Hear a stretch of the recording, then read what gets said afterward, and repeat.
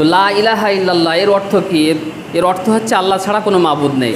এর থেকে চাওয়া হচ্ছে যে যা কিছু হয় এই পৃথিবীতে, যা কিছু হচ্ছে হবে, সব কিছু আল্লাহর পক্ষ থেকে হচ্ছে। যা কিছু হচ্ছে কোথা থেকে হচ্ছে? আল্লাহ থেকে হচ্ছে।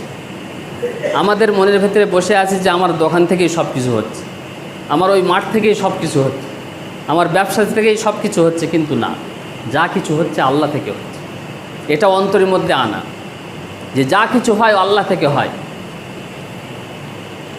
আমাকে আল্লাহ খাওয়ায়, আমাকে আল্লাহ পড়ায়, আমাকে সুস্থ রেখেছে তো আল্লাহ, এবং আমার হায়াত, আমার মৌত সব আল্লাহর উপরে।